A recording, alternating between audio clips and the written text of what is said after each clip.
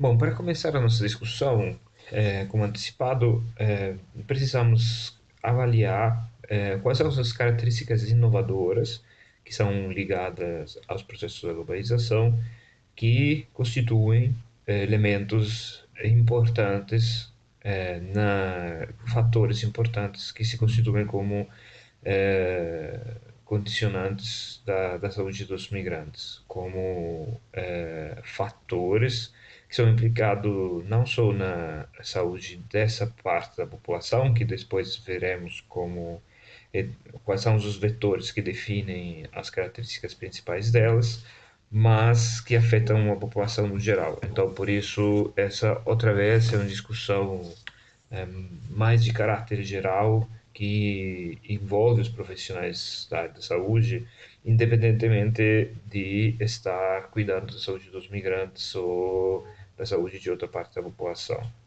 Por que digo isso? Por um lado, nós temos que reconhecer que a globalização também não é um processo que começa agora, mas que a globalização nessa época tem características peculiares, particulares. E elas dependem muito da inovação tecnológica que tem se realizado nos últimos 20, 30 anos. Mas a partir da difusão massiva do uso de internet e da produção de dispositivos que possibilitam acesso à rede por uma grande quantidade de pessoas da população do mundo, a acessibilidade não só tecnológica, mas também em relação aos custos dos acessos. Então, a partir dessas novas condições, o cenário das relações sociais, comerciais, econômicas tem profundamente se modificado. Então, isso tem reflexos epidemiológicos muito importantes, sobretudo na constituição dos imaginários que as pessoas têm a respeito da vida dela, dos objetivos da vida, de como utilizar o patrimônio de saúde para realizar esses objetivos e como a saúde ela é entendida pelos sujeitos, pelos próprios sujeitos. Então, uma prima característica da globalização dessa época contemporânea é a transformação profunda das formas de comunicação, de, digamos assim, de difusão das informações, informações sobre diferentes formas, informações como conteúdos da publicidade, ou informação como notícia, ou informação a respeito da vida, da biografia das pessoas. E a forma como as pessoas mantêm contato e como elas se comunicam, seja entre as redes familiares, de amigos ou nas redes formais, a relação que nós temos com os vendedores de bens ou serviços. Porque o outro aspecto da revolução tecnológica é a revolução nos transportes. Não tanto no sentido de tecnologia que tem modificado a forma de transportar mercadorias ou pessoas, mas tecnologia que tem modificado o preço de deslocamento de pessoas e mercadorias. Aí acontece que nessa época não é muito importante onde você está produzindo os bens e serviços, mas independentemente de onde eles são produzidos, eles podem ser vendidos e consumidos em qualquer lugar do mundo, haja uma boa acessibilidade aos meios de transporte das coisas, das mercadorias, a um preço que seja concorrencial com o preço de venda dos produtos locais. Então, uma das características da globalização é de conectar a revolução na informação com a revolução no transporte. Porque claramente para poder vender um produto, tem que se produzir um desejo a nível local e depois tem que se possibilitar a presença desse produto no mesmo local. Também vai precisar de uma tecnologia para fazer circular o dinheiro de forma que possa ser adquirido pelas próprias pessoas que estão vendendo o produto e desde um lugar muito diferente, não só da produção do produto, mas também do consumo, mas também da lugar onde a empresa decide manter a sua residência fiscal. Então, esse aspecto da globalização é um aspecto totalmente inovador, porque pela primeira vez na história, a ideia do lugar geográfico ela é formalmente e de facto ultrapassada pela constituição de um metalugar que não pertence a nenhum lugar geográfico, mas que possibilita realmente a constituição daquele vilarejo global, que o McEwan já preconizava, já antecipava nos anos 60 e 70.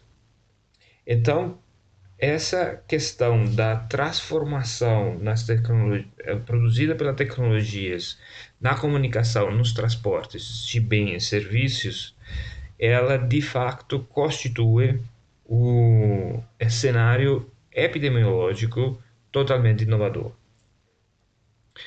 E também, se os produtos eles são produzidos e vendidos em lugares muito diferentes do mundo, uma parcela dos trabalhadores envolvidos nessa produção, venda e consumo tem que se deslocar atrás dos produtos produzidos ou dos serviços produzidos.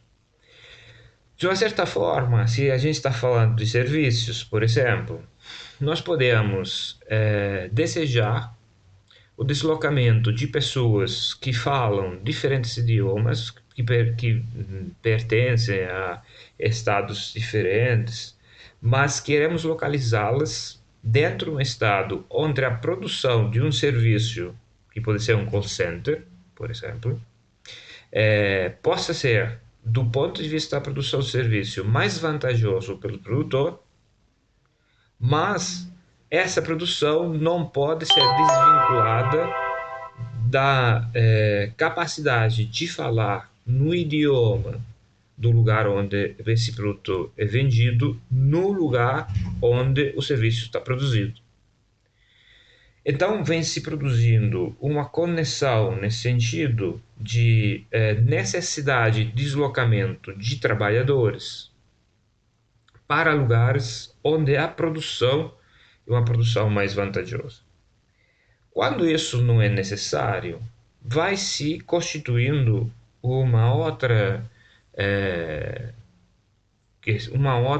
aspecto do deslocamento da produção do produto para lugares onde essa produção é mais barata, sem necessidade de mudar os trabalhadores. Quero dizer, se no primeiro caso nós tínhamos a necessidade de produzir um serviço no idioma italiano ou português, mas no lugar Irlanda, no lugar Albânia, no lugar România, onde a manter o call center é mais barato e o lucro do vendedor de serviço é maior, isso possibilitado por uma tecnologia da informação que não custa ou custa tão pouco que não gera diferença em fazer atender o consumidor brasileiro ou italiano na Irlanda ou na Albânia, porque o custo daquela informação, daquela troca de informação é um custo muito baixo, mas nesse caso você tem que transferir uma parcela de lusófonos ou falante italiano na Irlanda, na România ou na Albânia, para eles poderem atender de uma forma satisfatória o consumidor do produto que se encontra no país de origem. Em outra condição, nós vamos produzindo sapatos, roupa, em um lugar onde a mão de obra é mais barata. Isso para garantir o lucro da produção. Mas, onde os impostos são menores. Mas nesse caso, nós não precisamos de transferir trabalhadores.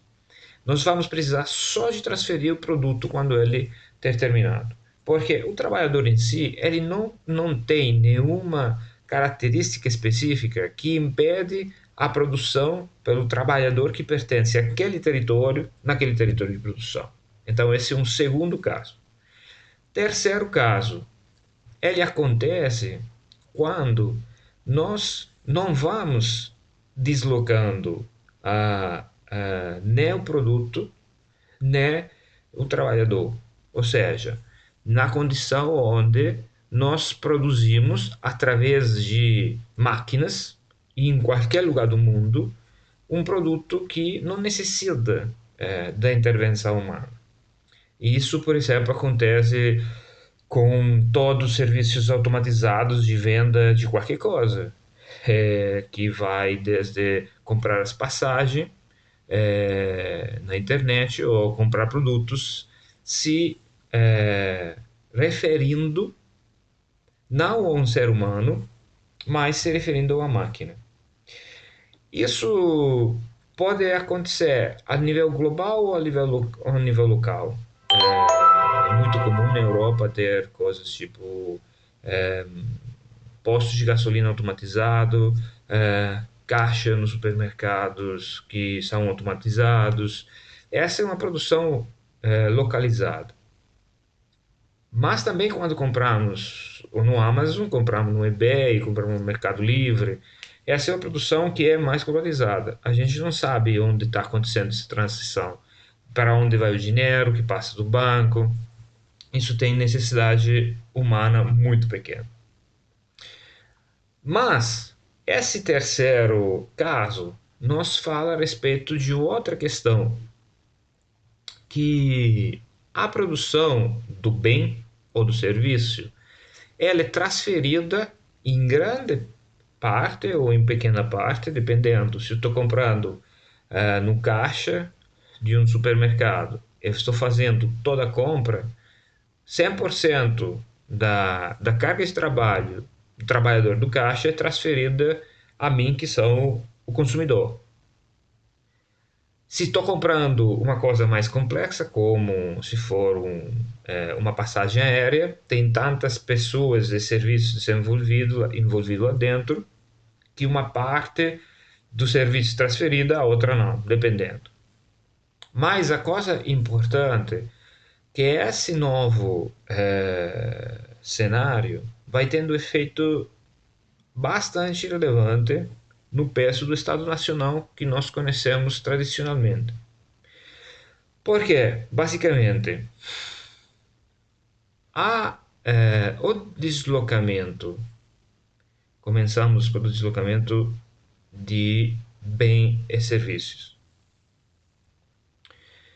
A produção de um determinado produto fora de um determinado contexto, ele mantém ainda uma certa regulação do Estado Nacional, como nós conhecíamos nos anos, até os anos 90 do século anterior, porque na hora da importação do bem, dentro do Estado Nacional, o Estado pode manter um certo nível de controle sobre a característica, a qualidade.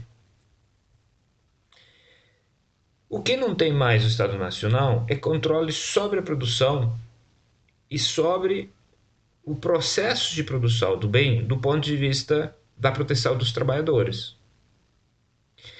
Então, quando esse bem entra no mercado nacional a um preço que é menor da produção no Estado Nacional, o Estado pode ter controle na qualidade da produção do bem, porque não vai deixar entrar se ele não responder às necessidades estabelecida pelo Estado, mas ele não tem como regular o custo desse bem, senão colocando taxas e impostos que aumentam o preço dele para defender o trabalhador do próprio Estado.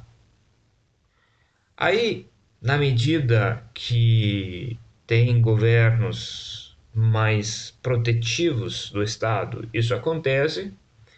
Na hora que tem governo que são menos protetivos, essa capacidade do Estado vai diminuindo.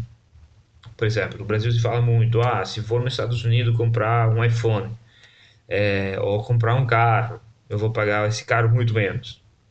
Sim, claro, vai pagar muito menos, porque a produção desse produto ela é feita em um mercado como aquele chinês, onde o custo do trabalhador é muito menor. Aí, se esse produto entra no meu mercado, eu perco totalmente a possibilidade de produzir produtos iguais e de estimular a indústria dentro do meu país. Então, perco o controle da produção. Aí acontece o quê? Como aconteceu no Brasil. O Brasil fala, não, até agora, ele tinha uma política de altos impostos nas coisas importadas, mas se você vem produzindo no meu país, vai ter um desconto. Isso exatamente é a estratégia para manter a regulação do Estado. Só que dá para ver que já a capacidade do Estado de regular a produção e regular o mercado do trabalho fica se contraindo. Essa é uma característica que precisa lembrar muito bem. Porque se no caso não são bens materiais a ser vendidos, mas são serviços.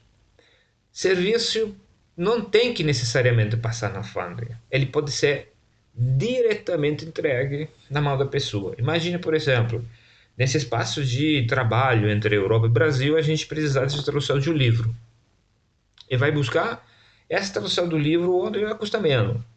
Tipo, a gente decide que o tradutor indiano para fazer a tradução em inglês é o tradutor mais barato que garante um produto efetivo, um produto satisfatório para a gente. Então, vai acontecer o quê? A gente vai comprando o produto na Índia, paga muito barato, manda o dinheiro através de uma forma é, tecnologizada de transferência, tipo TransferWise. Nesse caso, nós compramos um produto que o Estado italiano ou o Estado brasileiro não tem nenhum controle, não tem nenhuma possibilidade de controle. Imagina isso, o que significa isso em termos de venda de consultas médicas. De todos esses sites que oferecem consultorias, oferecem informações, oferecem conselhos de profissionais, mas essas são tentativas de começar a entrar no mercado da consulta virtualizada, onde, se você precisar de um remédio, esse remédio pode ter chegado pelo exterior, correndo certo risco que a fronteira, que na alfândega seja barato, mas entende, como o Estado perde muito da regulação, da capacidade de regulação. Claro, quando nem o serviço, nem a produção, nem a venda do serviço acontece em um lugar nacional, isso vira totalmente fora de controle. Terceiro elemento disso é que esse deslocamento da produção não é o único deslocamento que tem. Tem um deslocamento também no pagamento dos impostos. Assim acontece, por exemplo, que uma empresa como a Fiat, ela fica produzindo em diferentes estados do mundo, inclusive no Brasil, inclusive na Itália, inclusive nos Estados Unidos, mas ela mantém os serviços centralizados na Holanda, call center, gestão de site, gestão de comunicação, gestão de pessoal, gestão de produção, de engenheirização da produção, tudo lá. Mas vai mantendo a sede fiscal em Luxemburgo. Assim, ela vai produzindo o bem em cada mercado de conforme ao custo do trabalho e as regulações feitas por aquele Estado. A Fiat não teria fábricas e empresas no Brasil se o Brasil não colocasse imposto, porque ela produziria na China e depois venderia no Brasil, seria mais barato. Mas sendo que o Brasil impede a importação sem impostos, ela tem que fazer trabalhar os trabalhadores brasileiros, atento por isso. Mas serviços são deslocados em outro estado, onde a qualidade do serviço e o custo da produção do serviço é menor e claramente toda essa produção ela é subtraída aos caixas do Estado, porque a sede fiscal é no lugar onde se paga menos impostos possíveis.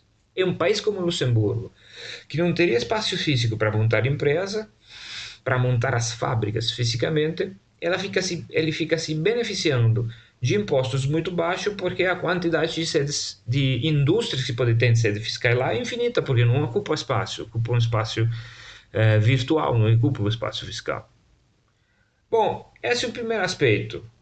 Vamos vendo como esse processo da globalização vai reduzindo a capacidade do Estado de arrecadar dinheiro e de controlar alguns elementos, incluindo a saúde, que são disponibilizados no território dele.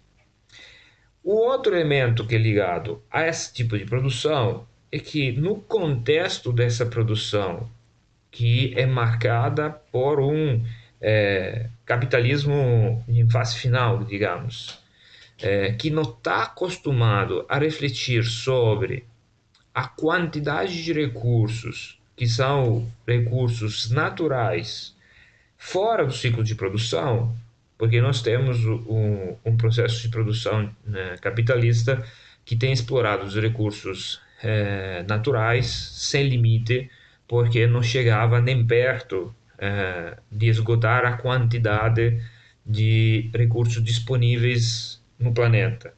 Mas nessa fase, o aquecimento global nos fala de quê?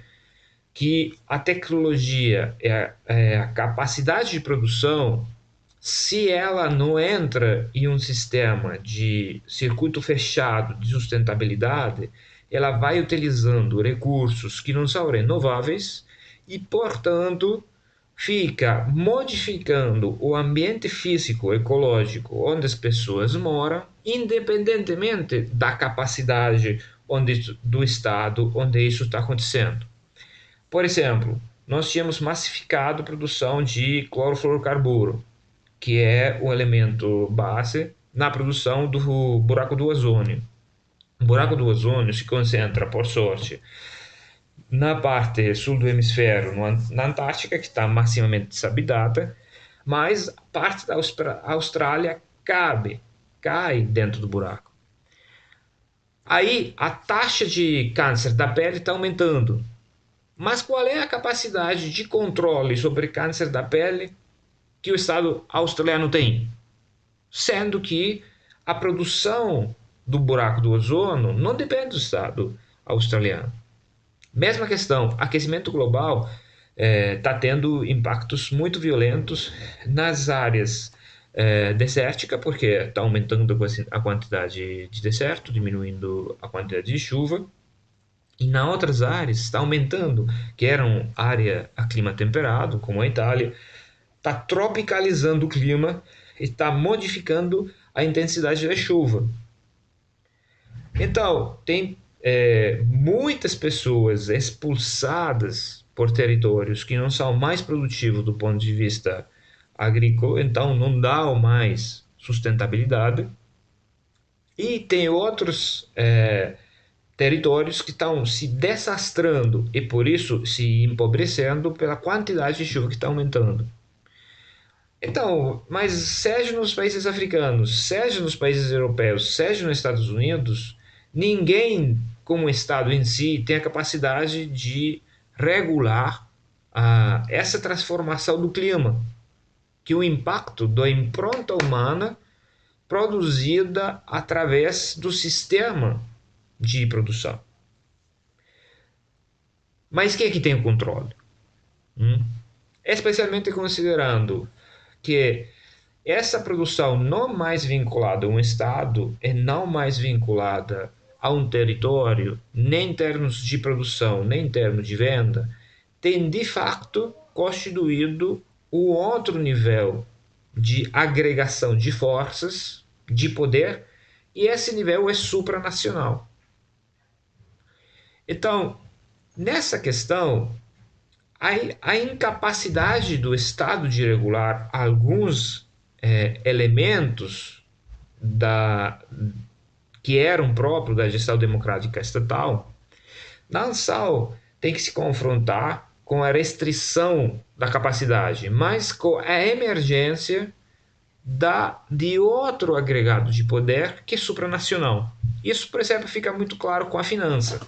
Quando se fala, não podemos fazer isso, o Estado não pode fazer isso porque o mercado não vai deixar. Quem é esse mercado? Não vai deixar por quê? Ele não vai deixar porque vai invadir um Estado?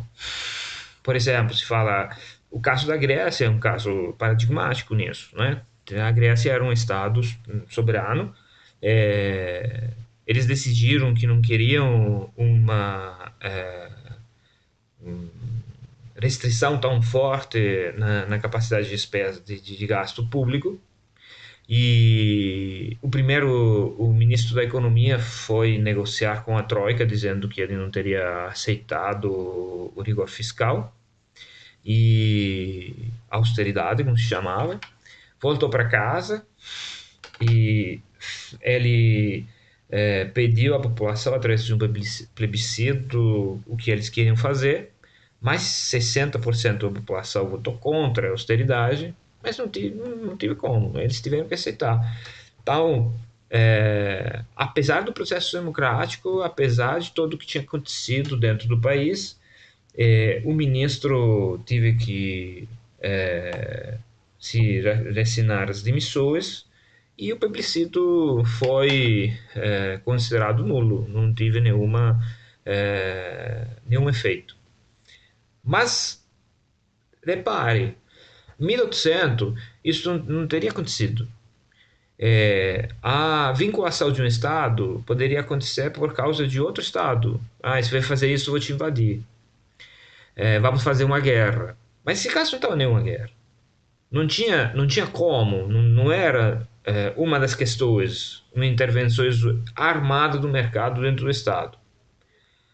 Mas então temos que reconhecer que tem outra forma de produção dos efeitos da relação de poder e de força, e que esse espaço supraestatal apresenta determinantes e condicionantes de saúde que eles não são típicos do 1900. Então, a austeridade ela vai produzindo uma queda na expectativa de vida e na sobrevivência dos gregos, especialmente de uma parte dos gregos que era a parte mais pobre, assim como as escolhas fiscais no Brasil já têm previsão de aumento da pobreza e de aumento da mortalidade, mas a natureza desses condicionantes determinantes não pode ser comparadas às de outras épocas da história. Então, precisa estudar especificamente esses processos atuais da globalização, os fatores atuais da globalização, porque falei, eles não são iguais são muito inovadores a respeito do passado.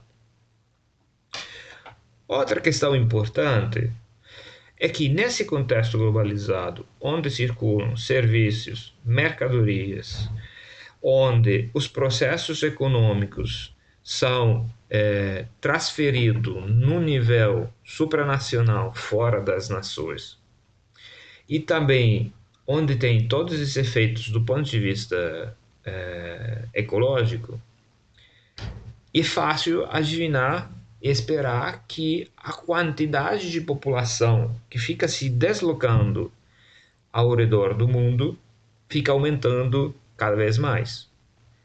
Isso é fato, bem medido. Nós temos praticamente um continente de pessoas fora do próprio país. Isso formas muito diferenciadas, porque nós temos uma grande quantidade de técnicos que vão acompanhando a produção de diferentes contextos, que vão se deslocando fora do país. Nós temos uma grande quantidade de pessoas que vão negociando e trabalhando no nível econômico, se mudando de lugar muito rapidamente, em termos de poucas horas, fazendo reuniões em contextos diferentes, se encontrando. Temos uma quantidade de trabalhadores temporários que vão atrás da concentração do trabalho, onde se cria trabalho, eles vão. São trabalhadores até estacionais, porque vão atrás da produção de algum tipo de produto na coleta da fruta, na coleta do cacau, da coleta do café, etc. Porque as grandes quantidades de produções massificadas que devem servir para um mercado tão amplo, elas acontecem em tempos naturais restritos, então quando tem que produzir maçã, maçã vem naquela época, café vem naquela época. Não posso fazer café o ano inteiro tentando racionalizar a produção. 2 meses de produção, e naquela 2 meses de produção, naquela área se produz a maçã que vai abastecer continentes. Então aí se cria uma necessidade de concentração de trabalhadores. Então os trabalhadores vão se deslocando para essas áreas. Também tem uma quantidade de pessoas que vão se deslocando por lazer, turismo, porque a diminuição do preço do transporte e a diversificação do meio de informação, então, da forma que nós recebemos informações a nível familiar, a nível social, a nível estadual, a nível global, é tão massiva e tão capilarizada que eu vou mantendo vínculo com meu primo que mora no Canadá, com a minha irmã que mora na Alemanha, que mora na Holanda. Ela vai falar o quê? Ah, vem aqui, vem encontrar a gente, vem de férias, né? Então, esse vínculo que, imagina, né, nas migrações do 1800, final do 1800, começo do 1900, era um vínculo pessoal que se mantinha com cartas. Tipo, pessoa meio analfabeta escrevia uma carta, pagando um outro cara para escrever, mandava essa carta, precisava meses para chegar, e tinha escrito: estamos tudo bem aqui, como vocês estão?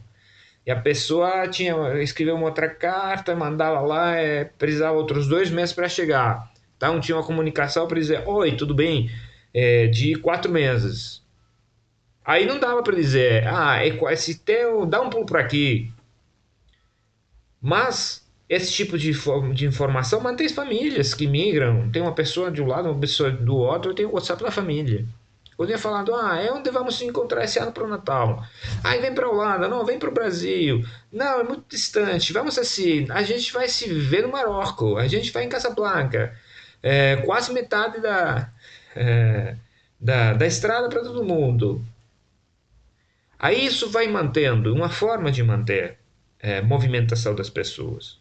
Outra forma, claro, é a forma das pessoas que migram para trabalhar, de forma mais ou menos é, é, estável. Mas turistas, pessoas do business, pessoal técnico, trabalhadores de curto período, trabalhadores de longo período, são uma massa de pessoas se mudando de um lugar para outro, que falei, chega a ser um outro continente de pessoas de deslocamento.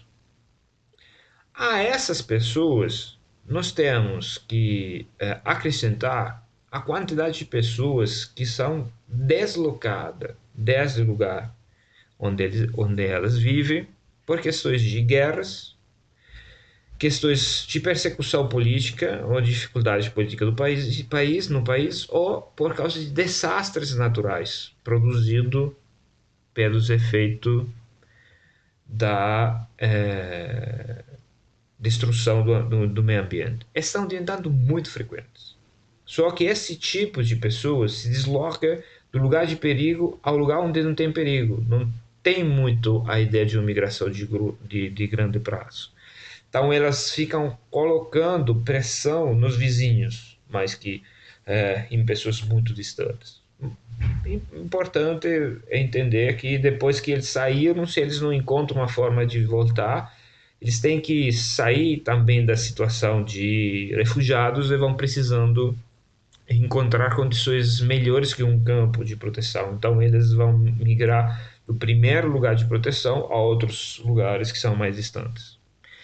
Então, isso é um elemento, eu acho, são elementos bastante importantes que vão definindo como, já por esse motivo, a quantidade de pessoas que está fora do lugar do Estado Nacional, onde elas pertencem, está virando uma questão relevante. E também, nessa questão relevante, a gente tem que considerar que essas pessoas vão precisar de cuidado não só para poder proteger a saúde dele, mas imagine como muda a epidemiologia das doenças infecciosas, que é uma questão de proteção da saúde das pessoas, mas também das pessoas migrantes, por exemplo, das pessoas que estão se deslocando, mas também uma questão de proteção da saúde de toda a sua comunidade. Mas de quem é a responsabilidade de cuidar de um cidadão do Sri Lanka quando ele está em trânsito em Dubai? De quem é a responsabilidade de cuidar de um brasileiro que está em trânsito na Europa? Não está nem viajando na Europa. Ele está em trânsito em conexão, está indo para Roma, mas está fazendo escala em Lisboa. Está dentro do aeroporto. A quantidade de pessoas que estão dentro de aeroportos, dentro portos, dentro de estação de trem, nesse momento da história do mundo, é impressionante. Isso vai modificando a epidemiologia das doenças infecciosas, mas também de outras doenças, mas esse vai ser um discurso de um outro tempo. Mas aí, como nós vamos produzindo um sistema de proteção dessa pessoas da nossa comunidade com a visão de Estado Nacional, de sistema de saúde que é baseado na cidadania? Porque, claro, o Estado Nacional não vai ter a capacidade de cuidar dessa forma de pessoas que vêm de outro lugar. Porque se o Estado for grande, tipo o Brasil, tudo bem, é um Estado com 200 milhões de pessoas, e ele recebe algumas milhares de pessoas dentro. O impacto é pequeno. Imagine que é um estado como o Líbano, que tem 50% da população, 60% da população que vem de fora, e que ele que tem absorver toda a pressão migratória que vem do refugiado da Síria. Ou um estado como Malta, que no Mediterrâneo sempre está acusado de não receber suficientes migrantes, mas também como a Itália, também como a Espanha, que são países de fronteira. Então eles são invadidos continuamente por pessoas que chegam lá, colocando pressões em um contexto só. Bom, é claro que nesse aspecto nós vamos levantando a necessidade de repensar onde o direito humano fica. Se o direito humano fica dentro da cidadania ou dentro de um espaço como era a Declaração Universal dos Direitos Humanos, que é intimamente ligado à pessoa, não à pessoa enquanto cidadão. Mas isso acontece, a gente tem que começar a pensar, aumenta o nível de desenvolvimento de serviço e de regulação em saúde, que não é mais ligado ao Estado Nacional, mas sim ele é ligado à pessoa, mas produzido por alguma instituição, agregação de poder supranacional. Essa é uma questão urgente, porque mesmo pelo controle das doenças dentro do Estado Nacional, se não existe uma instituição forte supranacional, que no caso poderia ser a OMS, por exemplo, o Estado Nacional pode não ter a capacidade, dentro do próprio território, de lidar com as transformações epidemiológicas produzidas pelo novo cenário internacionalmente induzido. Na hora, a OMS não teria como fazer, porque não tem mais recursos para fazer. O Estado Nacional tem se retirado do financiamento, não está se negociando a nível internacional uma forma de construção de um poder transnacional que seja um poder capaz de fazer intervenções com recursos suficientes dentro do espaço nacional portanto, isso está virando um problema. Mas veja, isso não é só um problema por causa do ingresso dentro do país de pessoas que vêm da África, então pode ter ébola, que vêm de outros países onde tem alta concentração de algum tipo de outra doença infecciosa, hepatite, tuberculose, etc. E não poder acompanhar essa pessoa na viagem que ela faz, regular, passando por vários aeroportos, fica um problema que ameaça todos os estados.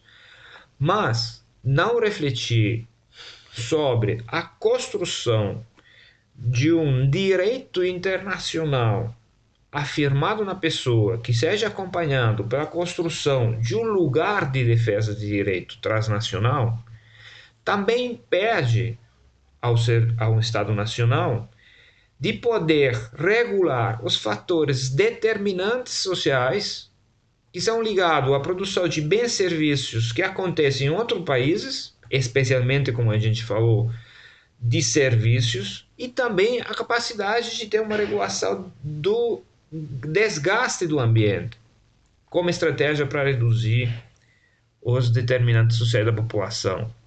Então, veja, quando a gente trata a questão bem pontual dos prófugos, dizendo, isso não é problema da gente, está admitindo que nós estamos interessados na produção de outro lugar de defesa e implementação e aplicação dos direitos da nossa população.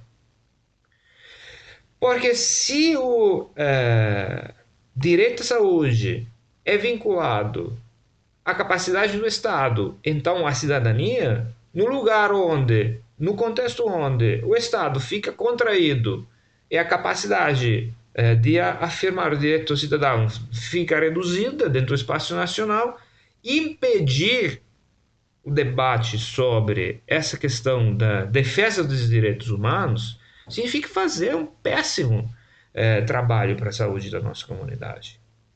Claro, esses são discursos sofisticados, são discursos muito técnicos. Nesse momento, eu estou dando alguma pincelada para você entender quais são os condicionantes no novo contexto. E como a questão dos direitos humanos fica super ligada à saúde da nossa comunidade no contexto globalizado. Só que acontece, se esse trabalho não é um trabalho de pesquisa, reflexão, proposta, capacitação de profissionais, que é feito dentro do espaço da saúde, especialmente dentro da medicina, a gente não pode esperar que seja feito por fora. Por isso que nós temos tanto investimento na formação dos profissionais da área da saúde, quanto os efeitos da globalização e também na área da migração. Por isso estamos apavorados de ter médicos que, no contexto da globalização, enfrentando o problema dos refugiados, eles falam que não é um problema do outro estado, que não é um problema que cabe à nossa comunidade. Isso não é só absurdo do ponto de vista técnico e científico. Essa é uma coisa que é contra a nossa responsabilidade ética de defesa da nossa população. Porque, repito, colocar o direito à saúde no lugar da cidadania E um contexto onde o peso do Estado Nacional, que é o garante da cidadania, está diminuindo, significa de facto contrair a capacidade do Estado e do médico de promover a saúde. Isso é uma burrice ainda maior, porque o caro colega que não entendeu isso e acha que ele quer trabalhar na clínica, não entendeu ainda que, como aconteceu com o xadrez, que a máquina começou a desafiar o ser humano e depois começou a ganhar mais que o ser humano, nesse momento, grande indústria tecnológica, a partir da IBM, em conjunto com a indústria farmacêutica, acompanhe as informações das mídias. Estão já testando computadores com programas especificadamente voltados a fazer diagnóstico. Fizeram em junho, acho, na China, uma prova como aquela do xadrez sobre diagnóstico de câncer. E o computador desafiava 6 clínicos no mesmo tempo e já tinha uma taxa, agora não lembro, de 30% de sucesso. Mas com um tempo muito reduzido, entende? Se você não fica ligado com essa questão do direito do outro dentro do espaço nacional, vai perder lugar de emprego. Por quê? Porque o serviço que você está vendendo, se o Estado não ter a capacidade, nesse contexto globalizado, de regular a produção que vai fazendo um servidor na Rússia, um servidor de computador na China, na Bahamas, você vai perdendo emprego. Porque aquela produção vai ser feita a um custo mínimo. A energia para ligar a tomada, com lucro enorme, pulando você que é profissional. O que vai fazer o Brasil? O que vai fazer a Itália? Vamos invadir as Bahamas. Se não está pensado um sistema de gestão e regulação internacional que desvincula o direito à saúde da cidadania, mas afirma como direito das pessoas e problematiza, na época da globalização, a necessidade de produzir uma situação pós-Estado Nacional onde possa ser produzido uma capacidade de regulação e intervenção na hora que uma quantidade de pessoas está fora do Estado Nacional e a quantidade crescente, que está aumentando cada ano, dos condicionantes fica fora do Estado Nacional. Se não tem capacidade de intervir nessas forças, nós vamos perdendo a nossa capacidade como profissionais de saúde de afirmar a saúde, de fazer o nosso trabalho. Nós vamos fazendo informação com a comunidade e eles vão na internet e vão buscando outras informações que ninguém garante que sejam informações com fundamento. E nós vamos dando terapias e essas pessoas vão comprando na internet outras terapias. Aí vão comprando por fora. Aí entende como o sistema da globalização, os processos da globalização supera muito a ideia muito romântica que tem da questão da migração, da alteridade, o migrante que vem, o refugiado, o Estado Nacional, nós temos que defender a fronteira, jogar as pessoas fora da fronteira. Rapaz, isso era 1800, era 1900 no máximo, acabou aquele mundo, acorda, é outra situação que nós temos que enfrentar. E vou repetindo, se nós não vamos ter dentro do espaço da saúde formação e empoderamento dos profissionais que possam produzir informações, reflexões, ferramentas, formação enquanto isso, ninguém pode fazer. Porque essa é uma tarefa que não podemos deixar para economistas, expertos de direito, engenheiros. Esse é o nosso trabalho. E por isso que a questão da saúde global tem ficado muito relevante, é um campo de disputa e de debate muito importante. E também a questão a banalização das questões dos migrantes estão virando um perigo para a nossa comunidade.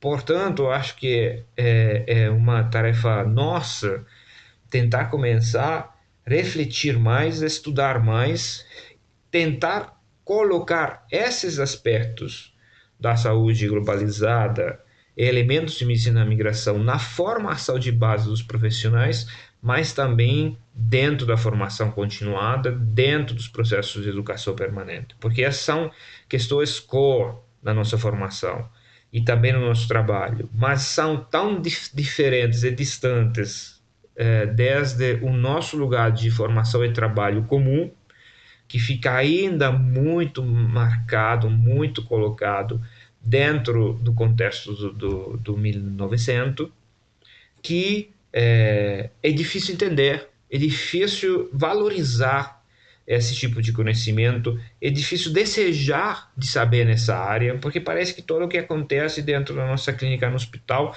é o mais importante, as coisas que nós vamos tendo que resolver.